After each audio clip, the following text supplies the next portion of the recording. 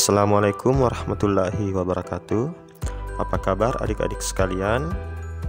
Mudah-mudahan kalian selalu dalam keadaan sehat dan dalam lindungan Allah Subhanahu wa Ta'ala. Pada video kali ini kita akan melanjutkan materi sebelumnya, yaitu sistem koordinat. Adapun tujuan pembelajaran pada pertemuan kali ini adalah yang pertama, kalian dapat menentukan posisi titik terhadap titik 0,0 dan titik A, B. Selain itu, diharapkan kalian juga mampu untuk memahami posisi garis terhadap sumbu X dan sumbu Y. Baiklah, untuk materi pertama yaitu menentukan posisi titik terhadap titik 0,0. Jadi pada bidang koordinat berikut ada 4 titik koordinat, yaitu titik O atau 0,0, titik E, F, dan G. Kita akan menentukan posisi titik E terhadap titik 0,0. Perhatikan kursor. Jadi titik E terhadap titik 0,0. Nah, untuk menentukan posisi titik E terhadap titik 0,0, maka yang dijadikan acuan adalah titik 0,0-nya. Nah, yaitu ini 0,0. Jadi hitung berapa satuan ke kanan atau ke kiri atau ke atas ataupun ke bawah. Jadi titik acuannya titik 0. Nah, ini titik 0. Nah, coba perhatikan berapa satuan? 1, 2. Jadi 2 satuan ke kanan. Kemudian 1, 2. Jadi posisi titik E terhadap titik 0,0 adalah 2 satuan ke kanan dan 2 satuan ke atas. Berikutnya, posisi titik G terhadap titik 0,0. Jadi titik acuannya tetap titik 0,0. Nah, kita hitung bersama-sama berapa satuan ke kiri atau ke kanan. Ya, ke kiri. 1, 2, 3.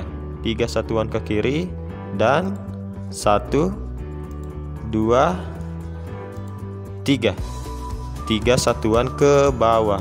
Jadi posisi titik G terhadap titik 0 adalah 3 satuan ke kiri dan 3 satuan ke bawah.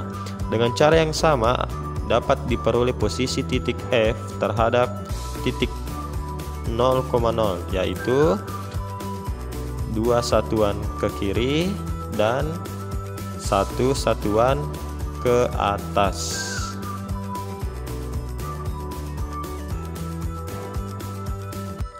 Selanjutnya menentukan posisi titik terhadap titik A, B. Jadi jika tadi terhadap titik 0,0, sekarang terhadap titik A, B. Misalnya kita ambil titik acuan yaitu titik F. Kita akan menentukan posisi titik E terhadap titik F. Jadi acuannya adalah titik F. Kita hitung berapa satuan ke kanan. 1, 2, 3, 4 satuan ke kanan dan 1 satuan ke atas. Jadi posisi titik E terhadap titik F adalah 4 satuan ke kanan, 1 satuan ke kiri. Nah, sekarang posisi titik G terhadap titik F, maka yang menjadi acuan adalah titik F. Jadi kita memulai arah dari titik F. Nah, sekarang perhatikan, jadi 1 satuan ke kiri, kemudian 1, 2, 3, 4 satuan ke bawah. Jadi posisi titik G terhadap titik F adalah 4 satuan ke atas dan 1 satuan ke bawah. Untuk lebih memahami materi tadi, perhatikan denah perkemahan berikut. Kemudian tentukan posisi perumahan terhadap tenda 1. Lalu tentukan posisi perumahan terhadap pos 1. Sekarang kita cari bersama-sama. Jadi posisi perumahan terhadap tenda 1 yang ini, tenda 1. Jadi yang dijadikan acuan adalah tenda 1. Jadi kita akan berangkat dari tenda 1 ke perumahan. Jadi kita hitung bersama-sama berapa satuan ke kanan, yaitu 1, 2, 3, 4. 4 satuan ke kanan, kemudian 1, 2, 3, 4, 5.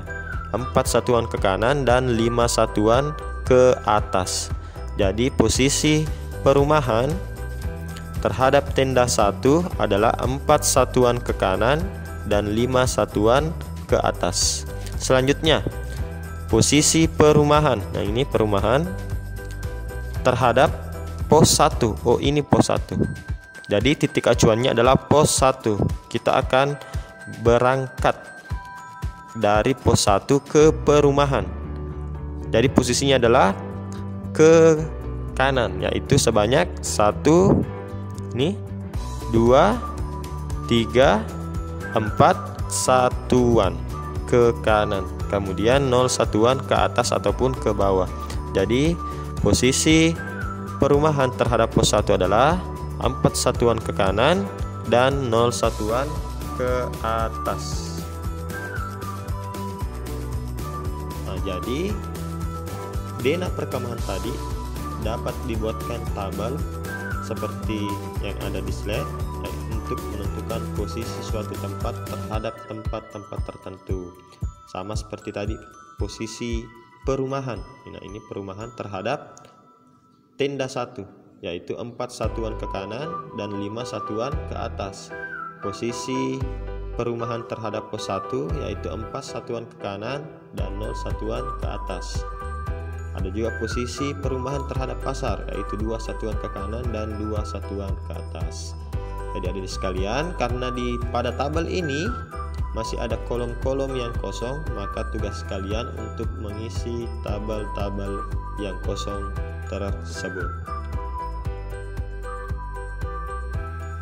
Materi terakhir, memahami posisi garis terhadap sumbu X dan sumbu Y. Perhatikan bidang koordinat berikut. Ada garis warna merah, yaitu garis M, hijau, garis N, dan biru, garis K. Kita akan menentukan posisi ketiga garis ini terhadap sumbu X, yang ini sumbu X yang mendatar, dan sumbu Y yang tegak. Pertama, garis M. Garis M yang berwarna merah. Coba adik sekalian perhatikan, garis M ini dia sejajar dengan sumbu X, kemudian tegak lurus dengan sumbu Y. Nah, posisinya seperti yang ada pada slide. Berikutnya garis N yang berwarna hijau. Adik sekalian perhatikan, garis N ini dia sejajar dengan sumbu Y yang ini, kemudian dia tegak lurus dengan sumbu X yang ini, lihat, tegak lurus. Jadi posisinya seperti ini, sejajar dengan sumbu Y, tegak lurus dengan sumbu X. Dan yang terakhir, garis berwarna biru, garis K, dia memotong sumbu X, ini sumbu X, dan memotong sumbu Y. Lihat, garis ini memotong kedua sumbu, sehingga posisinya memotong sumbu X dan memotong sumbu Y. Jadi demikianlah materi untuk pertemuan kali ini. Mudah-mudahan adik-adik sekalian dapat memahaminya. Jika ada pertanyaan atau ada hal yang kurang jelas terhadap materi tadi, silakan adik-adik sekalian tulis pertanyaan di kolom komentar. Nanti Pak Guru akan menjawabnya. Oke. Assalamualaikum warahmatullahi wabarakatuh.